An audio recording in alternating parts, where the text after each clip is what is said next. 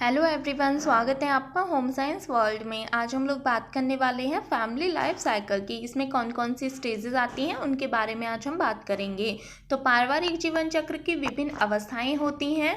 बिगलो 1930 के अनुसार जीवन चक्र की अवस्थाओं को 3 अवस्थाओं में वर्गीकृत किया है। कितनी? 3 अवस्थाओं में। प्रथम है जो कि प्रारंभिक अवस्था होती है, बिगनिंग स्टेज। द्वितीय अवस्था जो कि विस्तृत अवस्था है, एक्सपेंडिंग फैमिली। तृतीय अवस्था जो कि संकुचित अवस्था है, कॉन्ट्रैक्टिंग फैमिली। तो इसमें हम देखते हैं बिगनिंग यानी कि शुरुआत होती है, जो भी फैमिली है उसकी स्टार्टिंग होती है। जब दो लोग शादी करते हैं तो वो हमारी बिगनिंग स्टेज कहलाती है। फिर क्या होता है, फैमिली जो होती है वो एक्सपेंड करने लगती है, उनके बच्चे वगैरह होने लगते हैं। फिर क्या होती है, संकुचित अवस्था आती है जिसमें कॉन्ट्रैक्टिंग फैमिली यानी कि जो हमारा फैमिली थी, जैसे बच्चे शादी वादी करके चले जाते हैं, फिर बाद में उनके पेरेंट्स बचते हैं, तो ये क्या है, संकुचित अवस्था कहलाती है। तो इन 3 के बारे में आज हम बात करेंगे। आइए देखते हैं। जैसा कि हमने बात की, पारिवारिक जीवन चक्र की अवस्थाएं 3 है, प्रारंभिक, विस्तृत और संकुचित अवस्था। प्रारंभिक अवस्था में उप अवस्थाएं हैं। एक है परिवार का निर्माण। अब इसमें क्या होता है, प्रारंभिक अवस्था में परिवार का निर्माण होने लगता है। किस तरीके से? जब दो लोग शादी करते हैं तो वो परिवार निर्माण में सहायक हो रहे हैं। ठीक है। अब इसमें आगे दूसरी है समायोजन। समायोजन करने लगते हैं जब उनकी शादी हो जाती है। किस तरीके से? जैसे कि अपना उनके पास घर नहीं है तो घर खर्च पर वो ज़्यादा खर्च करते हैं। इसमें एक चीज़ और देखी जाती है कि इसमें आर्थिक समस्याएं ज़्यादा देखी जाती हैं। ज़्यादातर जो झगड़े होते हैं वो आर्थिक समस्या पर केंद्रित होते हैं। यहाँ पर भोजन पर कम व्यय किया जाता है लेकिन घर खर्च पर अधिक व्यय किया जाता है।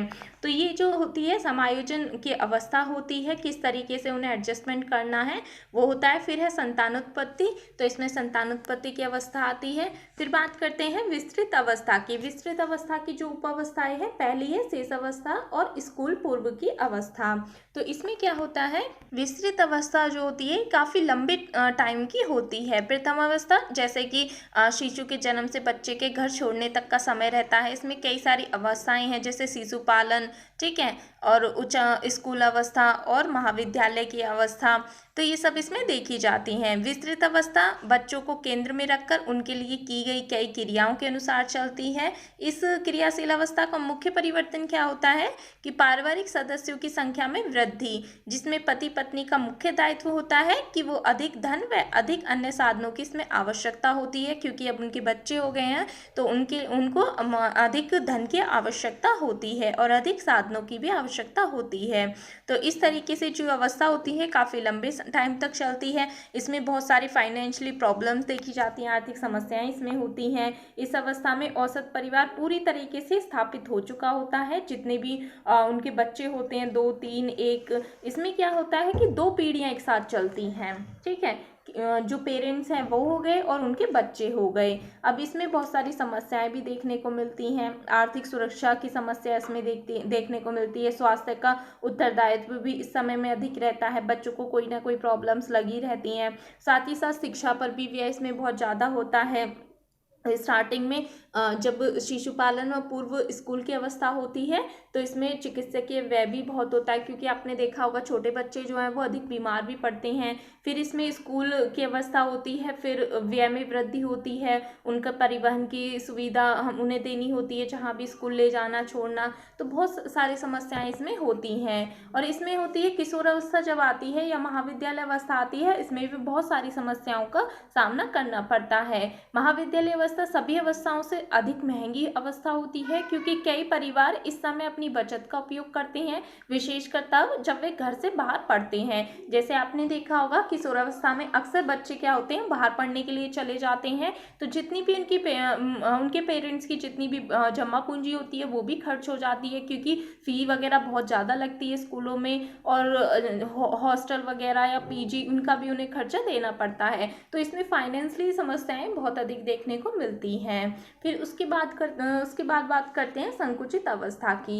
अब यहाँ पर क्या होगा, संकुचित अवस्था में आरंभिक अवस्था आती है। संकुचित अवस्था यानी कि जब उनकी जो बच्चे हैं उनकी शादी वगैरह कर देते हैं, उसके बाद की जो अवस्था वो हमारी संकुचित अवस्था कहलाती है। इसमें आरंभिक अवस्था आती है, इसे बच्चे के वैसायिक समायोजन की अवस्था भी कहा जाता है, क्योंकि अब बच्चा जब महाविद्यालय के बाद तुरंत वो उस अवस्था में आता है कि वो व्यवसाय या नौकरी वगैरह ढूंढने लगता है। माता पिता बच्चों को सलाह देते हैं कि आर्थिक सहायता देते हैं या दोनों देते हैं। अब इस समय जो लड़कियां होती हैं, लड़के होते हैं, उनकी शादी हो जाती है। तो ये अवस्था जो होती है कुल मिला के जो होती है ये अवस्था समायोजन की, व्यावसायिक समायोजन की अवस्था होती है।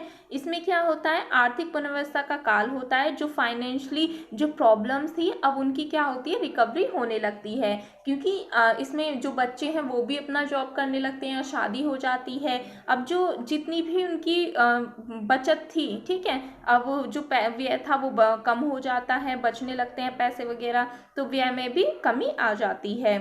फिर इसमें एक आर्थिक पुनर्व्यवस्था की अवस्था, ठीक है, फाइनेंशियल रिकवरी हमने देख ली। फिर आती है सेवानिवृत्ति की अवस्था, ठीक है, रिटायरमेंट की अवस्था। इसमें क्या होता है, इस समय मुख्य आर्थिक समस्या यह रहती है कि इस समय शक्ति बहुत कम हो जाती है, समय शक्ति बहुत कम हो जाती है, आर्थिक सुरक्षा व अन्य अवस्थाओं पर आधारित रहती है। इस अवस्था में धन की मांग कम रहती है, क्योंकि अब क्या है, सिर्फ जो हस्बैंड वाइफ है वही बचते हैं, उन्होंने बच्चों की शादी वादी कर दी, ठीक है, अब वो दोनों लोग बचते हैं, तो आशाओं में भी उनकी जो ख्वाहिशें रहती हैं उनमें भी कमी आ जाती है, तो व्यय में कमी हो जाती है। साथ ही साथ इसमें चिकित्सकीय व्यय भी बढ़ जाता है, क्योंकि जो पेरेंट्स हैं अब वो ओल्ड एज में आ जाते हैं, तो उन्हें कुछ ना कुछ प्रॉब्लम्स, बीमारियां हेल्थ की उससे लगी रहती हैं, तो इसमें इस तरीके का व्यय भी बढ़ जाता है।